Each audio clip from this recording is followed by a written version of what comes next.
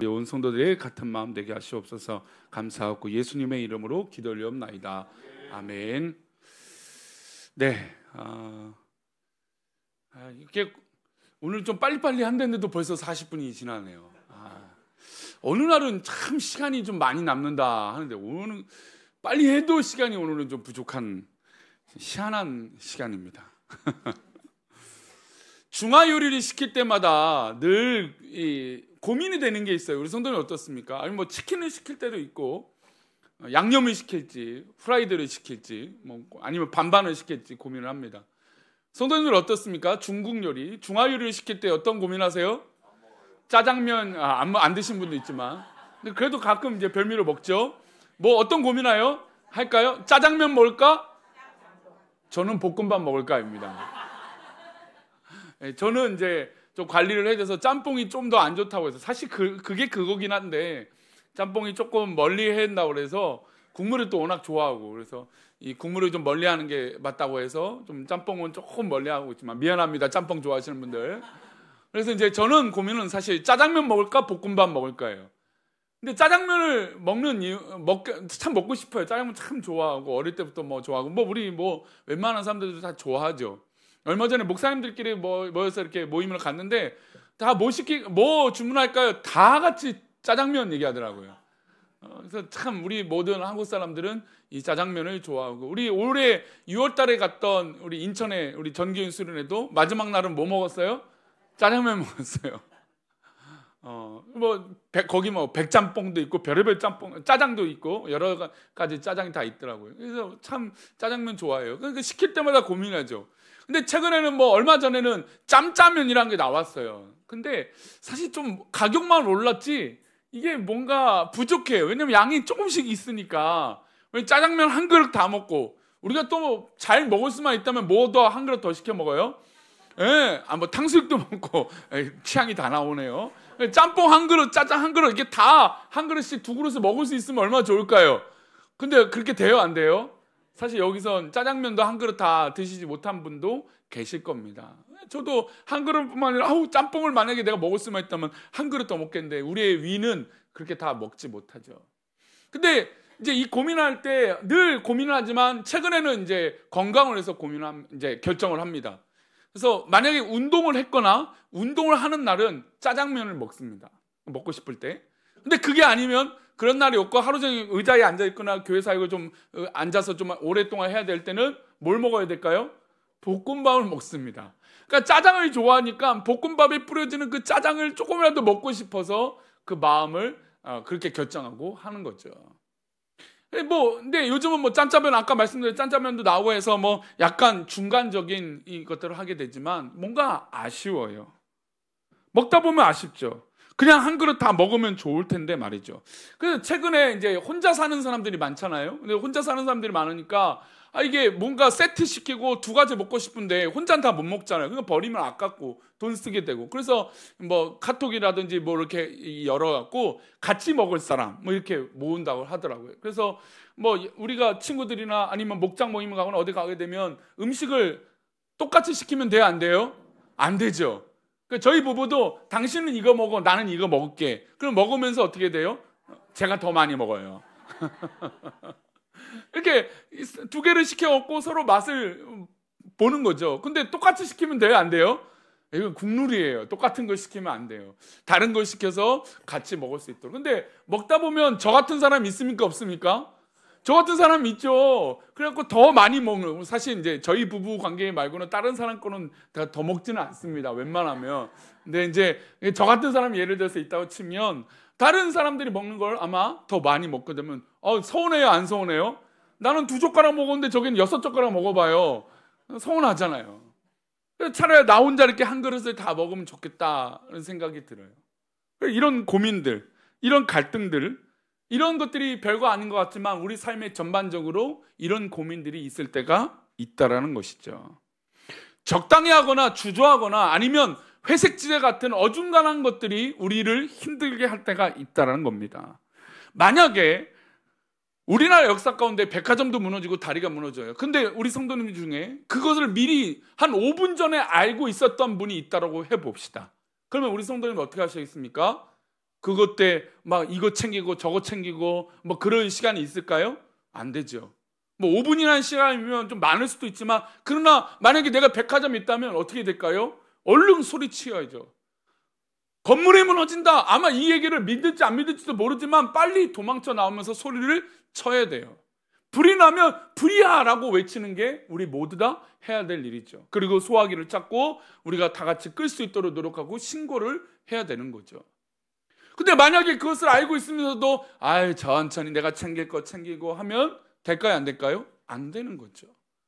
만약에 우리가 이런 중요한 결정과 뭐 이런 소소한 결정이든, 먹는 소소한 결정이든, 이런 중요한 결정이든 이거를 느그적거리고 또 느리게 하고 또 정말 이것도 아니고 저것도 아니게 되면 될까요? 안 될까요? 안 되는 거죠. 게다가 우리가 믿음의 삶을 살아가는데 우리 믿음이 약간의 이것도 아니고 저것도 아닌 믿음의 삶을 산다고 해보십시오. 사실 그것은 오히려 믿지 않는 것보다 못한 거라고 할 수 있는 겁니다. 그래서 우리는 우리의 주어진 삶에서 결심하고 판단할 때 확신하게 결단하는 믿음이 모습이 필요하다는 것이죠. 성경은 바로 우리의 삶에 확실한 삶이 어떤 삶인지 말하고 있습니다. 우리 갈라디아서 2장 20절이에요. 함께 읽겠습니다. 그런즉 이제는 내가 사는 것이 아니요 그리스도께서 사시는 것이라. 이제 내가 육체 가운데 사는 것은 나를 사랑하사 나를 위하여 자기 자신을 버리신 하나님의 아들을 믿는 믿음 안에서 사는 것이다. 자, 이 바울 사도가 갈라디아 교회를 향하여 고백하는 것은 내가 살아가는 방법의 원칙이 있다. 그것은 바로 내 안에 누가 사시는 것이라고 고백합니까? 그리스도께서 사시는 것이라고 고백합니다. 그래서 이제 내가 육체 가운데 살아가는 이 삶을 살아가는데 이 모든 삶의 결단과 결심은 나를 사랑하사 자기 몸을 버리신 하나님의 아들을 믿는 그 믿음 안에서 사는 거라고 고백을 하고 있는 것이죠. 즉 우리가 신앙의 삶을 산다고 하면 왜 우리가 이 법이나 악한 것에 대해서 악하다라고 말해야 되냐면 우리는 적당한 것이 있어서는 안 되기 때문이에요. 하나님을 믿는데 이것도 아니고 저것도 아닌 것이 있어서는 안 되기 때문이에요. 우리 안에 예수님이 계시다면 우리는 예수님으로 말미암아 확실해야 되는 것이죠. 물론 그렇게 살고자 해도 잘 안 되는 게 인간입니다. 연약한 인간이기 때문에. 그래도 넘어지죠. 이렇게 말하는 목사도 그렇게 강하게 말하지만 또 넘어지는 게 바로 저 같은 인간 아니겠습니까? 그런데 그렇다 하더라도 옳은 걸 옳은 것이라고 말하고 아닌 것을 아니다라고 말할 수 있어야 되는 거예요. 적어도 누구한테는요? 나한테는. 어떤 분들을 보면 나한테는 굉장히 관대하면서 다른 사람에게는 굉장히 명확하고 이 잣대를 강하게 대는 분들이 있어요. 중요한 건 내가 내 안에 예수 그리스도께서 사신다면 내 안에 정말 정확한 잣대는 예수 그리스도로 말미암아 나를 바라봐야 되는 것이죠. 지금 한국 교회는 어떤 문제가 있냐면 믿을 만한 사람이 없다는 게 가장 큰 문제예요. 첫 번째로 목회자를 믿을 수 없죠. 또 이 사역 가운데 뭐가 문제입니까? 정치인을 믿을 수가 없죠. 가족이 아닌 다른 사람을 믿기 힘든 시대가 되어버렸습니다. 그런데 자기 몸을 나를 위하여 버리신 예수님에 대해서 생각한다면 어떻습니까? 우리의 신앙의 삶이 왜 그래서 세상 사람들과 믿지 않는 사람들과 다릅니까? 왜냐하면 나를 위하여 자기 몸을 버리신 정말 믿을 만한 분이신 예수님이 우리를 위하여 죽으셨기 때문이에요. 그러니까 우리가 예수님에 대해서 인간은 못 믿고 때로는 목사도 못 믿겠지만 그러나 누구는 믿을 수 있다는 걸까요? 예수님은 믿을 수 있다는 것이죠. 그런 기준을 가지고 살아갈 때 우리 믿음이 더 굳건해지는 겁니다. 진짜 행복한 믿음의 삶을 살 수 있는 것이죠. 인기 있는 스포츠 선수를 보통 스타라고 얘기합니다. 스타 선수. 근데 그냥 스타도 있지만 어떤 선수도 있을까요? 슈퍼스타 같은 선수가 있어요. 그러니까 스타는 보통 때 잘하는 선수들이라고 얘기합니다. 근데 슈퍼스타는 어떤 선수인지 아세요? 위기 때 침착하게 그것을 해내는 선수를 슈퍼스타라고 얘기해요. 우리나라 축구가 한동안 뻥축구로 유명했습니다. 또 우리나라 사람들이 그거 갖고 조롱하기도 했어요. 왜냐면 골대 1m, 2m 앞에서 어떻게 찹니까? 뻥 날려버리는 거예요. 그 기회를. 찬스를 다 만들어 놓고 결정적인 찬스에 긴장해서 그걸 허공에 차버리니까 아이고 저걸 또 골대를 넘기네. 평소에 넘기려도 넘기지 못하는데 어떻게 그걸 넘기는지 모르겠습니다. 그 모습을 보고 우리 보통 사람들이 다 그렇죠. 아유 나도 저걸 넣겠다. 근데 그럴 수 있습니까? 없습니까? 넣지 못하죠. 근데 최근에는 이런 골을 넣더라고요. 유럽에 뛰는 선수들, 우리나라 선수들 보니까 그 결정적인 순간에 침착하게 잘 넣어요. 그러니까 그 선수들이 지금 뭐 우리가 상상할 수도 없는 큰 연봉을 받고 거기서 슈퍼스타로 자리매김하고, 뭐 어떤 유럽 선수들보다도 티셔츠를 많이 판매하고 막 그런 선수들로 자리를 찾고 있다는 겁니다. 위기 때 침착하게 그것을 골라내고 그것을 이루는 사람이 바로 슈퍼스타라는 거죠. 선수들이. 그럼 우리 삶에서도 이런 어중간한 일들이 늘 있잖아요. 이걸 할까 저걸 할까 막 고민되는 그 순간에 우리의 기준은 우리 안에 계시는 누구로 말미암아 결정해야 될까요? 예수 그리스도로 말미암아 결정하면 되는 거예요. 그 믿음 안에서 결정하면 그것은 그때부터 하나님의 역사와 나의 믿음의 고백이 되기 때문에 우리는 그 일들을 이뤄낼 수 있다라는 겁니다. 두려우면 할 수 없죠. 긴장하면 할 수 없죠. 이것도 아니고 저것도 하고 고민하면 이미 시간을 흘러버리게 됩니다. 만약에 내일 시험을 보면 지금 침착하게 내가 못했던 것들을 둘러보고 잠도 잘 자야 돼요. 제가 좋아하는 선수가 이번에 이제 시합을 하고 있는데 그 선수가 원래 평소에는 늘 뭐 2시였나? 하여튼 그 새벽쯤에 잠을 잔대요. 근데 이제 중요한 시합을 앞두고 자기가 일찍 자야겠다. 막 그렇게 생각을 했던 거예요. 우리 어른들도 그렇게 얘기하잖아. 야, 내일 뭐가 있으니까 야, 일찍 자. 여러분 일찍 잘 수 있습니까? 없습니까? 없어요. 사실은 원래 습관대로 해야 돼요. 물론 막 너무 일찍 일어나야 된다 그러면 좀 그래도 빨리 자보려고 하고 그래야 되는데, 아니 우리 생활 습관을 오늘은 12시 잤으니까 오늘은 9시에 자야지 이렇게 됩니까? 안 됩니까? 안 되죠. 생활 리듬과 어떤 그런 신체의 흐름이 있기 때문이죠. 습관들이 있기 때문이죠. 근데 그 선수가 나는 내일 중요한 시합이 있으니까 오늘 내가 일찍 자야겠다. 10시에 누웠어요. 근데 밤새 오히려 잠을 못 자서 몸이 무거워져서 그 다음날 시합을 못할 뻔했다라는 거예요. 그래서 선배들에게 듣고 평소처럼 행동하라. 긴장하지 말고 평소대로 해라. 그래서 평소대로 원래 자던 시간에 자고 일어나서 몸 컨디션을 끌어올렸대요. 그랬더니 막 그 분야에서 잘하는 일들을 이뤄냈던 것이죠. 여러분 우리가 두려워하고 긴장하면 우리가 하고 싶어도 못할 때가 있어요. 지금 신명기 1장 21절은 그 이야기가 나옵니다. 우리 신명기 1장 21절인데요. 우리 함께 읽겠습니다. 시작. 너의 하나님 여호와께서 너에게 이르신 대로 올라가서 차지하라. 두려워하지 말라. 이 이야기는 이제 이 모세가 이 가나안 땅을 앞두고 광야의 40년을 마무리하고 이제 곧 가나안 땅에 들어갈 이스라엘 백성들에게 당부하는 말의 첫 부분입니다. 그런데 이스라엘 백성이 이제 광야의 40년을 마치고 가나안 땅에 들어가야 되래요. 꼬린 지점이 얼마 안 남은 거예요.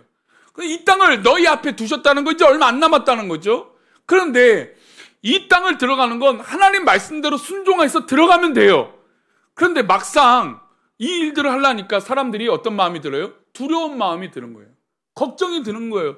광야에서는 불기둥도 있고 구름기둥도 있고 만나와 메추라기가 내려지고 얼마나 좋습니까? 일하지 않아도 다음날 되면 먹을 것이 사방천지에 있어요.